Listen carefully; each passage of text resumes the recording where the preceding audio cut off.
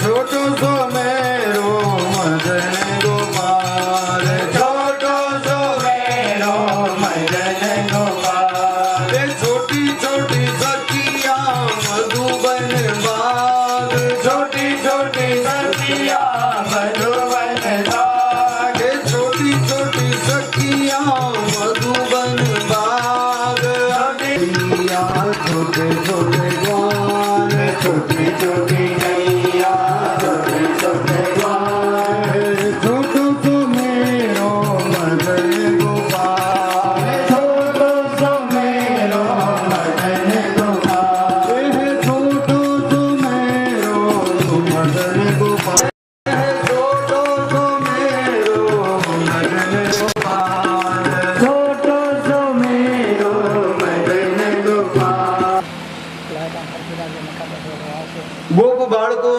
ગોપીઓ આવી અને કીર્તિ દેવીને ઠપકો દેવા લાગ્યા કે ધ્યાન રાખવું જોઈએ, આટલી સુંદર કન્યા છે, ક્યાંક એનો પગ પડી ગયો હશે કુંડાળામાં, શું થયું હશે કઈ ખબર નથી પડતી.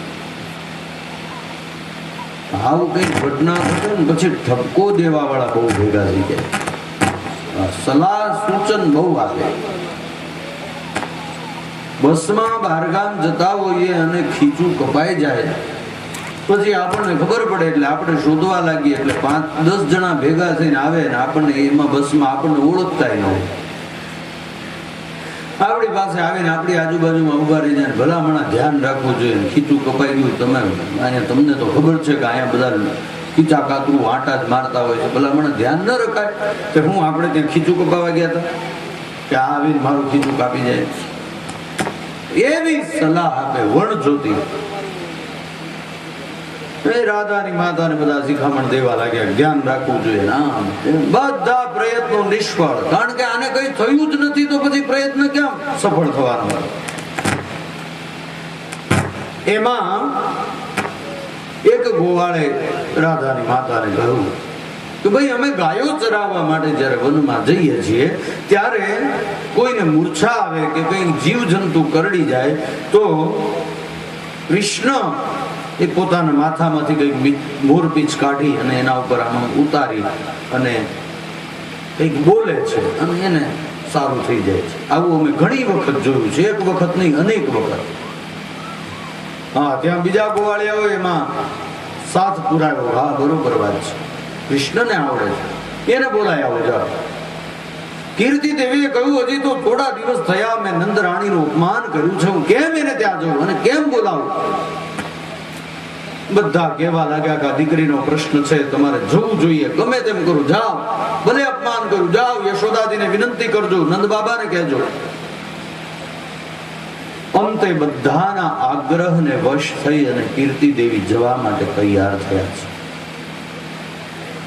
આ તરફ યશોદાજીને સમાચાર મળી ગયેલા કે આવી કઈ ઘટના ઘટી છે, રાધાને કઈક થઈ ગયું છે. કીર્તિ દેવી આવે છે કનૈયા લેવા, તો તૈયાર ફાઇટિંગ આપવા માટે. કનૈયાને અંદર પૂરી દીધો, જા બહાર ન નીકળીશ. ઓરડામાં નંદ બાબા બેઠા છે પરસાળની અંદર અને આ તરફ કીર્તિ દેવીનું આગમન થયું.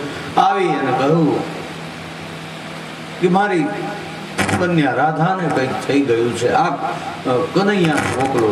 મેં એવું સાંભળ્યું છે કે એને કોઈને મૂર્છા આવી હોય તો એને ઉતારતા આવડે છે.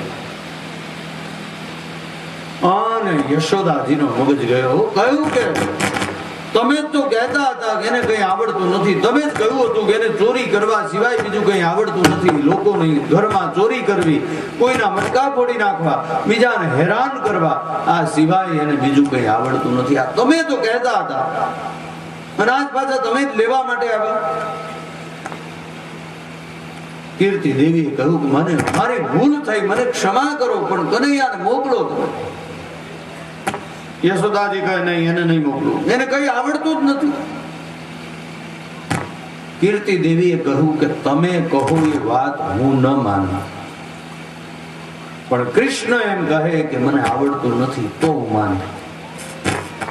બોલાવો અંદરથી, બહાર આવો. બોલ, શું છે? કહ્યું કોઈને મૂર્છા આવી હોય તો તને ઉતારતા આવડે છે? આને હા પાડી, હા મને ઉતારતા આવડે. હા પાડી ત્યાં યશોદાજીએ ડોળો કાઢ્યો. ભગવાન કહેવા લાગ્યા કે માં મને ઉતારતા આવડે છે, એટલે ના તો કેમ પડાય? તું કેતો હું અંદર જતો રહું, તું કેતો બહાર જતો રહું. યશોદાજી કે બહાર જવાનું કહું એટલે તારે સીધું ત્યાં જવું છે, અંદર જા. નંદ બાબા પરસાળમાં બેઠા હતા. નંદ બાબાએ કહ્યું દેવી જવા દો એને, કીર્તિ દેવીની દીકરીનો પ્રશ્ન છે, એને મૂર્છા આવી છે, જવા દો તમે, એને આવડે છે તો શું કામ ના પાડો? નંદ બાબાએ દરમિયાનગીરી કરી એટલે યશોદાજીએ મોકલ્યા છે કૃષ્ણ. કીર્તિ દેવી લઈને આવ્યા છે બરસાનાની અંદર. મહેલની અંદર પ્રવેશ કર્યો. બધા જ પલંગને ફરતા ઉભા છે, વચ્ચે પલંગમાં સુતા છે રાધારાણી. આવીને કહ્યું પહેલા તો બધા જ હટો, ચલો. બધા એક બાજુ ગયા, હાથ પકડ્યો, જાણે મોટો વૈદ હોય એમ નાડી તપાસવા લાગ્યો. લે તો રાધાજી કરતા નાનો એવો છે, હાથ પકડીને નાડી તપાસી 5 મિનિટ પછી બોલ્યો. બધા વિચાર કરે છે કે શું કહે છે. 5 મિનિટ પછી કહ્યું કે હવે આમાં કાંઈ નથી, ચાલો તૈયારી કરો. પણ શેની? કહ્યું સ્મશાન યાત્રાની તૈયારી કરો, ચાલો હવે આમાં કઈ છે જ નહીં, લઈ જવાનું. પેલા કહે ભાઈ અમે સાંભળ્યું છે કે તને મૂર્છા ઉતારતા આવડે છે, તું કહે છે તૈયારી કરો. કહ્યું હા, તમે મોટા પડ્યા, વહેલું મારી પાસે આવવું જોઈએ ને. બહુ મોટા આવ્યા છો. પેલા હકીમોને બધાને બોલાવ્યા, મને ન બોલાવ્યો. હવે આમાં કઈ છે નહીં, બધું ખતમ થઈ ગયું, ચાલો તૈયારી કરો. બધા વિનંતી કરે, કનૈયા તારા માટે ઋષિ મુનિઓ ગોકુળમાં આવે છે, તું કોણ છે એની ખબર નથી પડતી, કંઈક કૃપા કર. બધાએ આગ્રહ કર્યો એટલે વળી પાછો હાથ પકડ્યો. હાથ પકડીને થોડી વાર પછી કહ્યું કે આમ તો આમાં કઈ છે નહીં, પણ આની સગાઈ કરી નાખો અને સામા પક્ષનું જો ભાગ્ય બળવાન હોય તો આ સજીવન થાય. કીર્તિ દેવી ઓલો રેડિયામાં સાંભળતા હોય ને કોમેન્ટ્રી, ચટરાટી ન થતી. ધરણીધર ભગવાન કી જય. એટલે એમાં કોઈનો વાંક નથી. હું તો બને ત્યાં સુધી કોઈને વાંક ન. જે કઈ થાય એ ભગવાનનો પ્રસાદ છે એમ ગણીને આપણે ચાલવાનું. અને એમ ગણીને ચાલીએ તો એ કૃપા કરે ને વળી કઈ ફેરફાર થાય અને થઈ જાય. ઘણી વખત આવું બનતું હોય છે. અનન્ય ચિંતયંતો મામ યે જના પર્યુપાસતે. ચિંતા એના ઉપર છોડી દઈએ, પછી એને જેમ કરવું એમ કરે.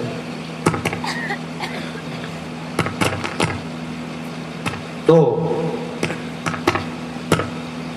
ભગવાન કહે છે કે હવે આ તમારા ભાગ્યમાંથી તો આ કન્યા ગઈ, પણ આની સગાઈ કરી નાખો અને સામા પક્ષનું ભાગ્ય જો બળવાન હોય તો આ કન્યા બેઠી થાય. બાકી મને બહુ લાગતું નથી. કીર્તિ દેવી કહે કઈ સગાઈ એમને કરીને ખાય છે. ગોપીઓ ને ગોવાળો કીર્તિ દેવીને એક બાજુ લઈ ગયા અને કહ્યું કે નંદ બાબાનું ઘર કઈ ખોટું નથી. અને થોડાક દિવસ પહેલા જ યશોદાજી આવ્યા હતા સગાઈનું પૂછવા માટે. તમે અપમાન કરીને કાઢ્યા, એને ત્યાં કરી નાખો. આ કનૈયો કઈ ખોટો નથી. મોટું ઘર છે નંદ બાબાનું. ભલે મટકા ફોડે, તમારે શું વાંધો છે? તમારું મટકું ફોડવા જ નથી આવ્યો ને. જે ગામના મટકા ફોડે ને, પણ લોકો એને ચાહે છે કેટલું. ભલે ગામના મટકા ફોડે. ગોપીઓ એમ વિચાર કરે કે આજ મારા ઘરનું મટકું ફોડ્યું નથી, હું એ મારો આજનો દિવસ વાંજ્યો ગયો. ગોપીઓ વિચાર કરે છે. મટકું ન ફૂટે મહિનામાં એક વખત તો ગોપીને એમ થાય કે આજ મારો આખો મહિનો વાંજ્યો જશે, મારું મટકું નથી ફોડવા આવ્યો. કીર્તિ દેવીને બધાએ કહ્યું, સમજાવ્યા. કીર્તિ દેવીએ કહ્યું ઠીક છે, ચાલો હું સગાઈ કરવા માટે જાઉં છું. ભગવાન કહે છે ધ્યાન રાખજો, સારા ઘરે સગાઈ કરજો. ગાયોની સેવા થતી હોય, તુલસીનો ક્યારો હોય, વડીલોને સન્માન મળતું હોય, પોતાના ઘરનું સરનામું આપી દેજો. આમ કહી અને પોતાના ઘરનું સરનામું આપ્યું. કીર્તિ દેવી નીકળ્યા છે. કંકુમ અક્ષત અને મુખ મીઠું કરવાનો પ્રસાદ લઈ અને આવ્યા. ગોકુળની અંદર આવી અને યશોદાજીની પાસે આવી અને કહ્યું કે મારી કન્યા મેં તમારા કૃષ્ણને આપી. યશોદાજી કહે છે કે ના, પછી તમારો અને મારો સંબંધ બગડે. તમે જ કહેતા હતા કે એને ચોરી કરવા સિવાય બીજું કઈ આવડતું નથી, અને પછી આપણો સંબંધ બગડે એના કરતા અમારે જોઈતી જ નથી. કીર્તિ દેવી 12 શાખ ઉપર ચાંદલો કરી મુખ મીઠું કરવાનો પ્રસાદ મૂકી અને કહ્યું તમે માનો કે ન માનો, અમારી કન્યા અમે તમને આપી. અને પેલાના જમાનામાં આવો એક રિવાજ હતો કે બારી કે 12 શાખ ઉપર ચાંદલો કરી અને મૂકી દે, એટલે એ નક્કી થઈ ગયું. પછી પાકું. આજે પણ આહિર કોમની અંદર આ રિવાજ છે. આજે પણ, અને બહુ નાની ઉંમરમાં સગાઈ કરવામાં આવે આજે પણ. અને ઘણા તો ઉદરમાં બાળક હોય તો સામ સામે પેટ ઉપર ચાંદલા કરે ને એમ કે તારે ત્યાં દીકરો ને મારે ત્યાં દીકરી આવે તો બેયની સગાઈ પાકી, મારે ત્યાં દીકરો ને તારે ત્યાં દીકરી આવે તોય બેયની સગાઈ પાકી, પણ બેયને ત્યાં દીકરી કે બેન ત્યાં દીકરા આવે તો કેન્સર. આજે પણ છે, આજે પણ આ રિવાજ આહિર જ્ઞાતિની અંદર છે. આને સાંભળ્યું સગાઈ થઈ ગઈ, બાઓ પોતાના માથામાંથી કાઢ્યું મોરપીંછ, 7 વખત ફેરવું છે. 7 વખત ફેરવી અને પછી કાનમાં કઈક બોલ્યો. શું બોલ્યો હોય તો તમે હું જાણીએ છે કે હવે ઊભા થઈ જાવ, આપણું કામ થઈ ગયું. એમ જ કીધું છે ને, કારણ કે આને તો કઈ થયું જ નહોતું.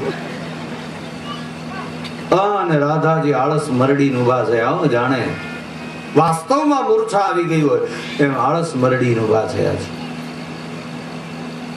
અદ્ભુત છે રાધા અને કૃષ્ણનો પ્રેમ. આ તો પ્રેમ પ્રેમ સબ કોઈ કહે, પ્રેમ ન જાને કોઈ, જાને જો જગત માં તો ફિર જુદા રહે ન કોઈ. પ્રેમ પ્રેમ સબ કોઈ કહે, પ્રેમ ન જાને કોઈ. राधे के बिना श्याम आधे. राधा वगરના કૃષ્ણ અડધા છે. એક વખત બગીચાની અંદર રાધાજી બેઠા બેઠા કૃષ્ણનું ચિત્ર બનાવતા હતા. એ ચિત્ર બનાવતા હતા, એ ચિત્ર બનાવતા બનાવતા એક સખી, એક ગોપી બાજુમાંથી પસાર થઈ અને ગોપીએ જોયું એટલે રાધાને કહ્યું કે રાધા સરસ મજાનું ચિત્ર બનાવ્યું છે, બહુ સુંદર ચિત્ર બનાવેલું કૃષ્ણનું. ગોપીએ કહ્યું સરસ ચિત્ર બનાવ્યું, પણ આના પગ ક્યાં? રાધાએ કહ્યું કે પગ બનાવું તો જતો રહે, એટલે પગ નથી બનાવ્યો. જો પગ બનાવીશ તો જતો રહેશે. આ ભાવ અદ્ભુત પ્રેમ है राधा और कृष्ण का. એક વખત ભગવાન કૃષ્ણ રાધિકાજીને ત્યાં આવી અને દરવાજો ખખડાવવા લાગ્યા.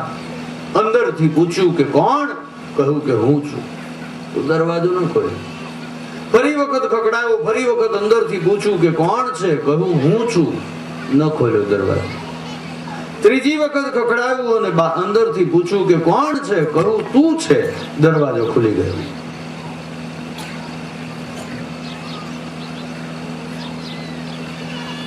એવો પ્રેમ છે. પ્રેમ ગલી હતી સાકરી તામે દો ન સમાય, યા मैं रहूं या फिर तू रहे, या मैं रहूं या फिर तू रहे. પ્રેમ ગલી હતી સાકરી તામે દો ન સમાય, બંને એક થઈ જાય. આનું નામ છે પ્રેમ. અને એટલે તો એવું પ્રમાણ છે કે કૃષ્ણ રાધાજીનું રટણ કરતા કરતા રાધા બની ગયા, રાધા કૃષ્ણનું રટણ કરતા કરતા કૃષ્ણ બની ગયા. આવો પ્રેમ છે રાધાજી અને કૃષ્ણનો. અને પછી આ પ્રેમ જોઈ અને એક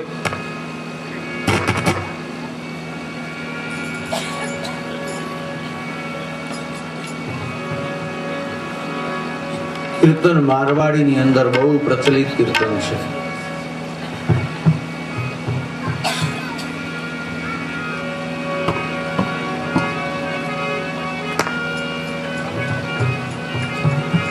યમરાજી અને રાધાજી કમ્પેર કરતું કીર્તન.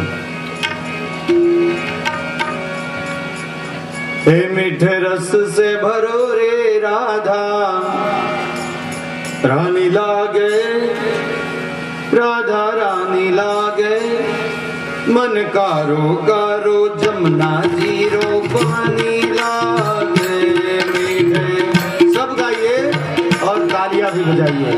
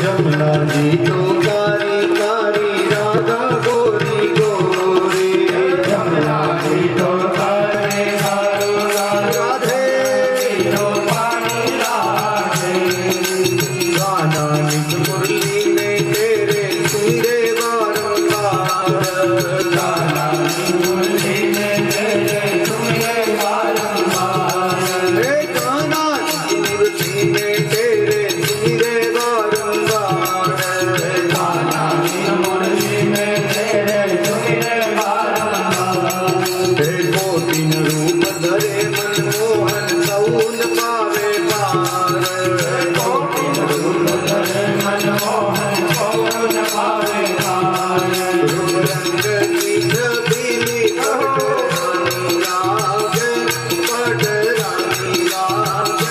मन कारो कारो जमुना की रूपानी लागे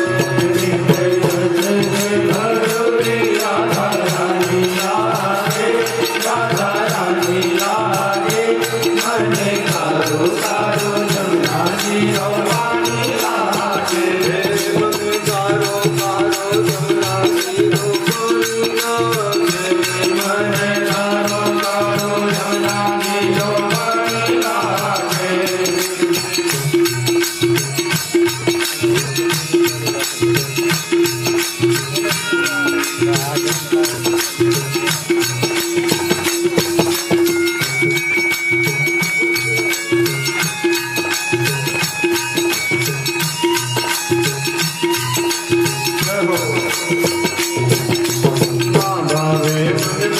अपना कोई मिठाई ना भावे मन माखन मिश्री अपना कोई मिठाई ना भावे माखन मिश्री अपना कोई मिठाई ना भावे मन माखन मिश्री अपना कोई मिठाई मर्जी बढ़िया ने भावे अब तो राधा नाम मलाई मर्जी बढ़िया ने भावे अब तो राधा नाम भानु की गली तो गुड़ धानी लागे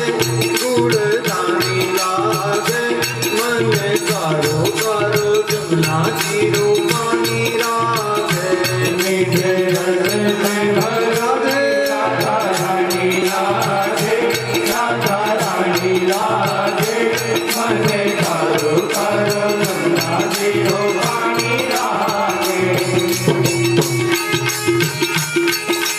जय हो तालियां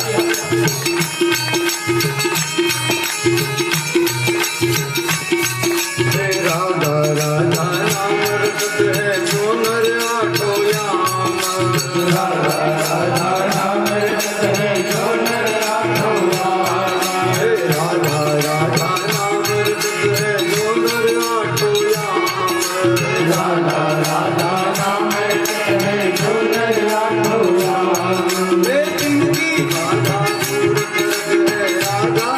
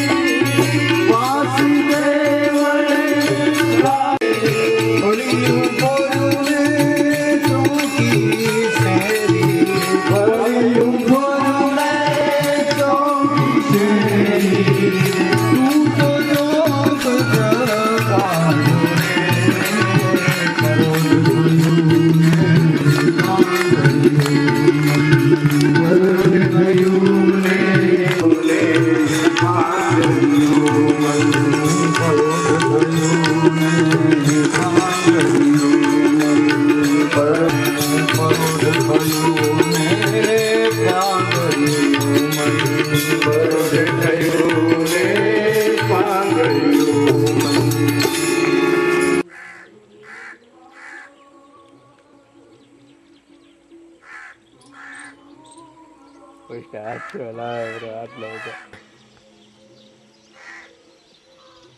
કેવું આવશે અભી કાકલી ગયા મોરિયા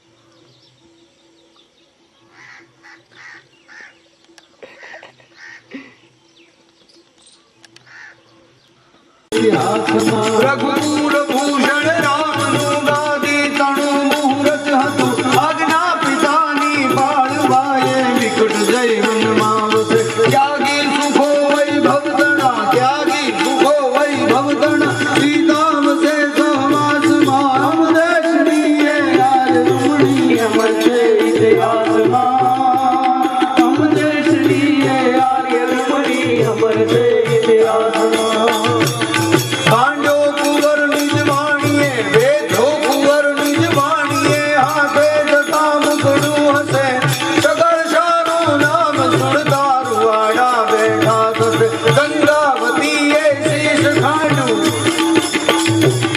ગંગાવતીએ શીશ ખાંડું વર્ગીને ઉલ્લાસમાં હમ દેશની આર્ય રમણી અમર જય ઇતિહાસમાં હમ દેશની આર્ય રમણી અમર જય ઇતિહાસમાં હમ દેશની આર્ય રમણી અમર જય ઇતિહાસમાં હમ દેશની આર્ય રમણી અમર જય ઇતિહાસમાં પ્રકૃતિને આધીન છે વરસાદ ઇન્દ્ર નથી વરસાવતો પ્રકૃતિને આધીન છે છોડો એનો યજ્ઞ આપણે ગોવર્ધનનાથજીની પૂજા કરીએ જેની અંદર આપણે ગાયો ચરે છે નંદ બાબાને આ વાત ગમી છે તૈયાર થઈ આપણે કહ્યું કેવી રીતે કરશું કહ્યું બધી ગાયોનું દૂધ ભેગું કરીને ગોવર્ધનનાથજી ઉપર અભિષેક કરીએ અને પછી 56 પ્રકારની સામગ્રી બનાવી અને અર્પણ કરીએ નંદ બાબાને આ વાત ગમી બધા જ વ્રજવાસીઓ તૈયાર થયા અને શ્રી ગોવર્ધનનાથજી ઉપર અભિષેક કર્યો છે દૂધથી અભિષેક કરી અને પાંખો બંધ કરી એટલે ભગવાને પોતાનું નિજ સ્વરૂપ શ્રી ગોવર્ધનનાથજીની અંદર પધરાવી અને હાથ બહાર કાઢી અને એક એક હાથ ટોપલા ભરી ખાવા પેલા નાના બાળકો આંખો ખોલીને જોવા લાગ્યા અને બધાને ઈશારો કરવા બધાએ આંખો ખોલીને જોયું તો ગોવર્ધનનાથજી જમે છે એટલે એક જણાએ પૂછ્યું કે આમાંથી પ્રસાદ મળશે આપણને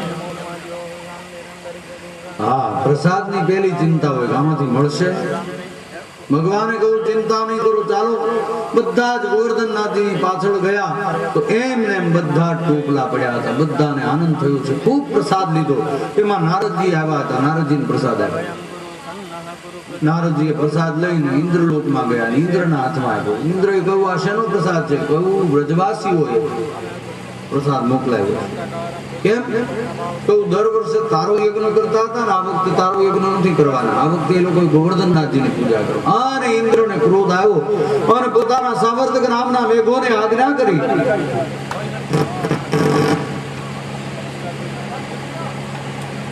સીડી ચાલુ કરો સીડી અને આકાશમાં કાળા ડિબાંગ વાદળાને જોઈ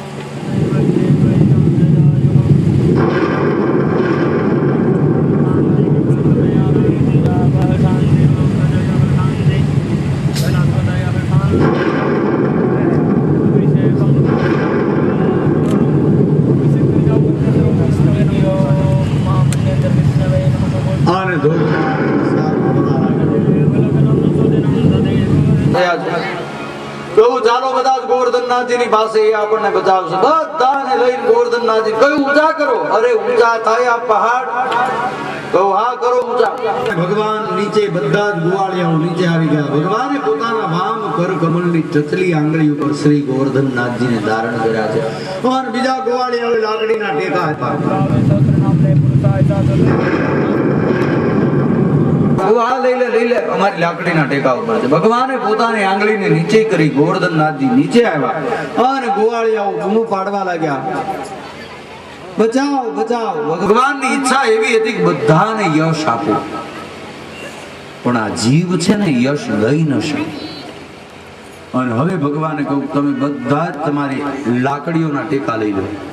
અને બધાએ લાકડીના ટેકા લઈ લીધા અને ભગવાને પોતાના વામ અને બધાને ખબર પડી કે આંગળીના ટેકે હતા, લાકડીના ટેકે નહીં.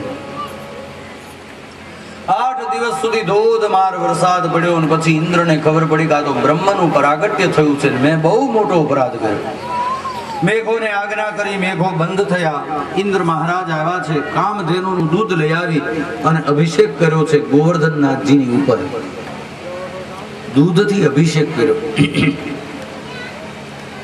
અભિષેક કરી અને गोवर्धननाथ जी शरणे आया छे. आओ हम भी चलते हैं श्री गोवर्धननाथ जी के शरण में.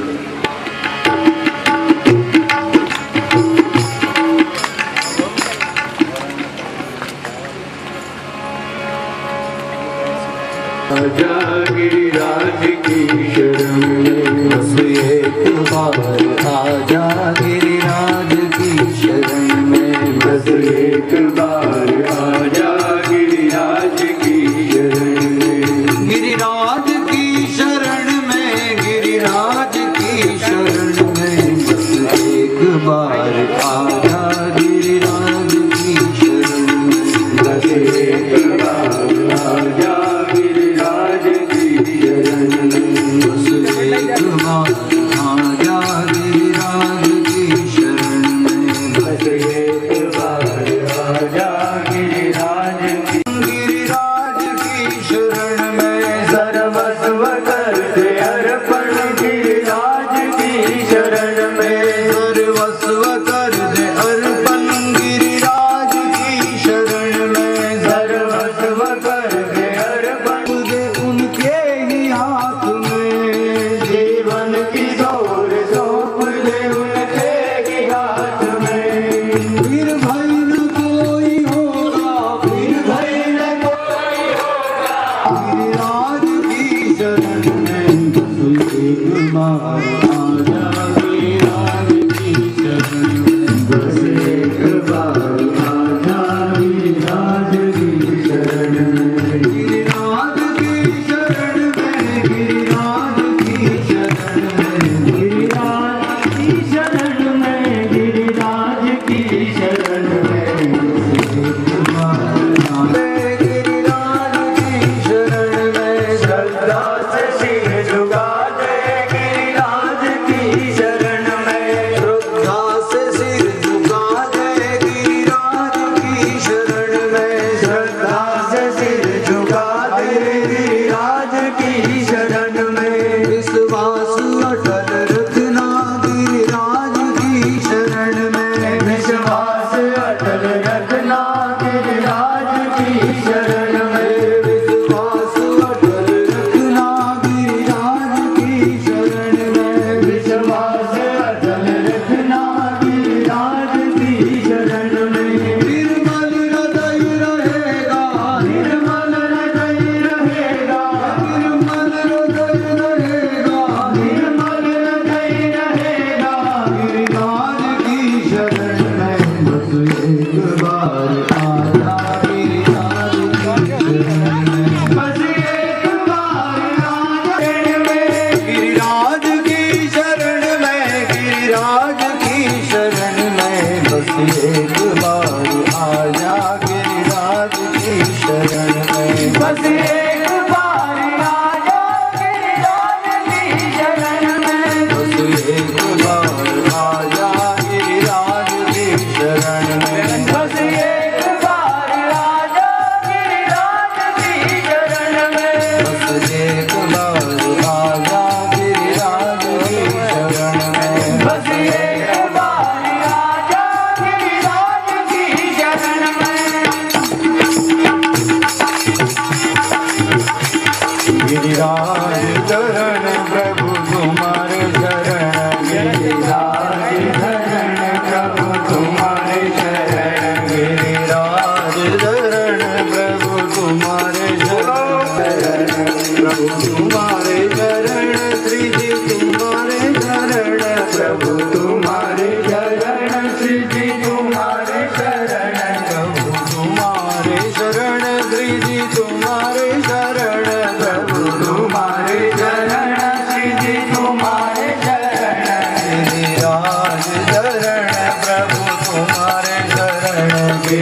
गिरिराज धरण प्रभु तुम्हारे चरण गिरिराज धरण प्रभु तुम्हारे शरण गिरिराज धरण प्रभु तुम्हारे चरण प्रभु तुम्हारे शरण श्री जी तुम्हारे शरण प्रभु तुम्हारे शरण श्री जी तुम्हारे शरण प्रभु तुम्हारे शरण श्री जी तुम्हारे शरण प्रभु तुम्हारे शरण श्री जी तुम्हारे शरण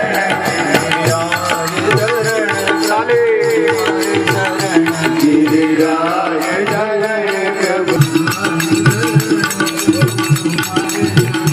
गिरिराज धरण प्रभु तुम्हारे शरण प्रभु तुम्हारे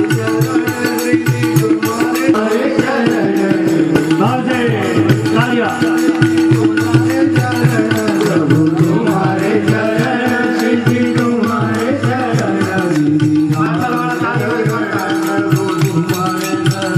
गिरिराज धरण प्रभु तुम्हारे शरण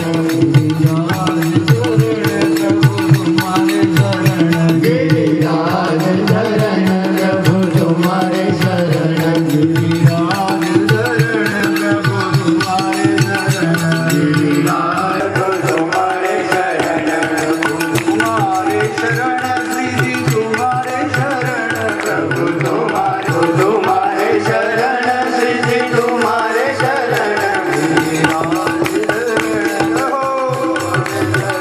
गिरिराज धरण प्रभु तुम्हारे शरण तुम्हारे शरण तुम्हारे शरण बोलिए गिरिराज धरण की जय धरणीधर भगवान की जय श्याम सुंदर श्री अम्बे महारानी की जय वल्लभा देश की अपने जय अपने गुरु महाराज की जय अपने अपने माता पिता की जय आज के आनंद की जय आनंद कंद भगवान की जय सच्चिदानंद भगवान की जय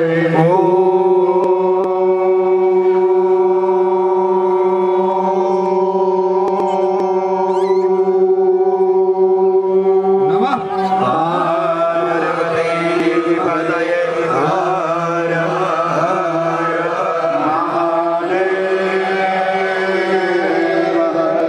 जय जय श्री राधे श्री राधे जय जय श्री राधे जय जय श्री राधे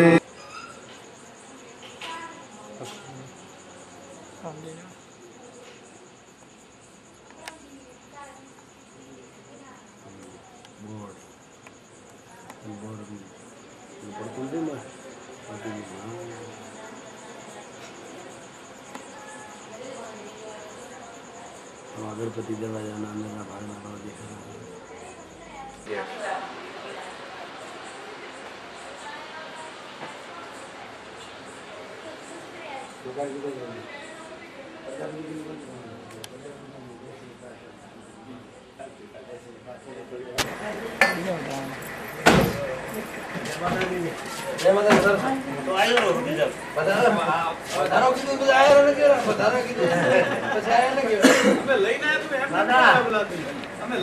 વકીલ સાહેબ ને જાણવું પડશે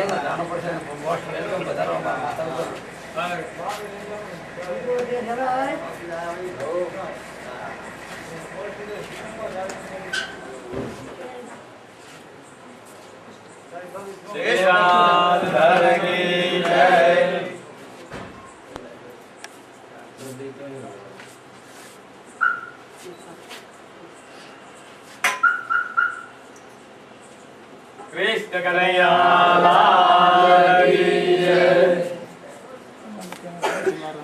नमो ब्रह्मण्य देवाय ब्रह्मण्यनिकाय जातनिकाय कृष्णाय गोविंदाय नमो नमः। फजल हाय जरा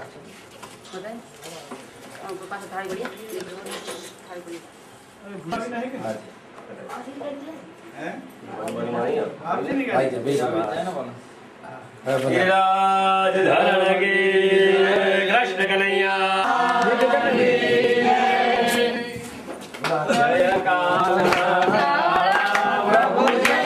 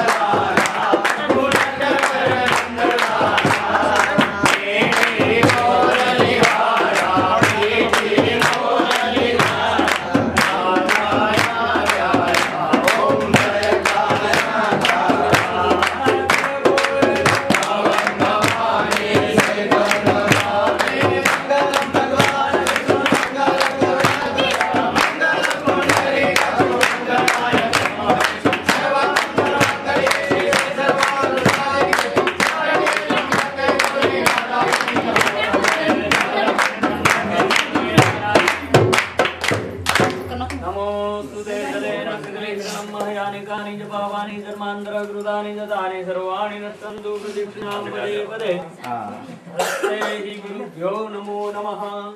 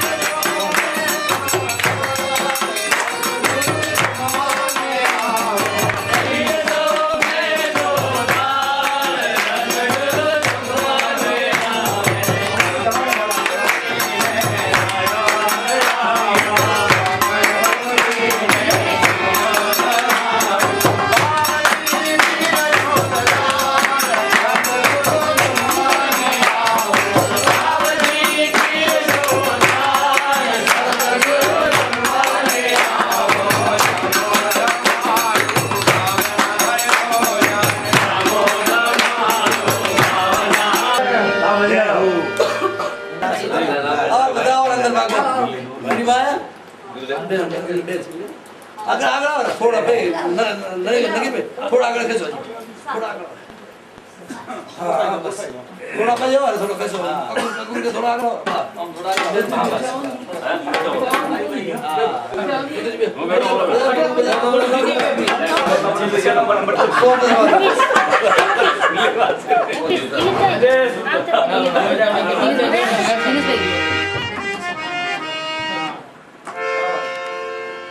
नंबर कितना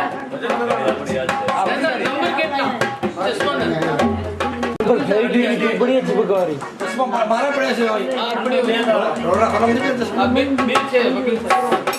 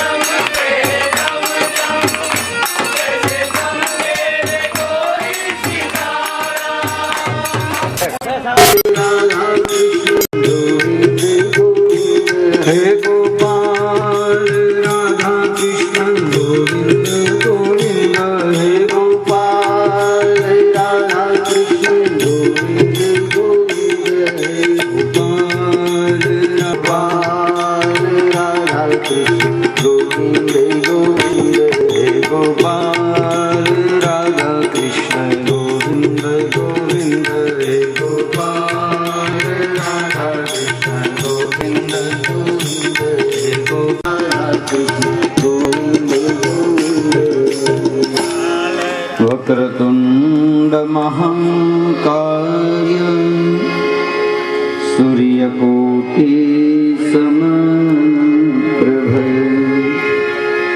निर्विघ्नं कुरु मे देव सर्व। અમને ખબર ન પડે આની અંદર શું છે. અમારા કંસ મહારાજના કપડા છે.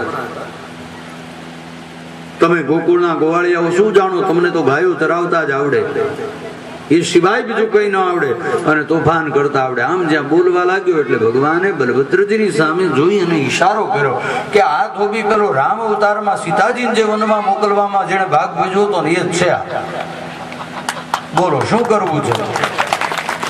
બલભદ્રજી ઈશારો કરો તો પછી એ હોય તો હવે કઈ એ વખતે મર્યાદા હતી, આ વખતે ક્યાં મર્યાદા છે?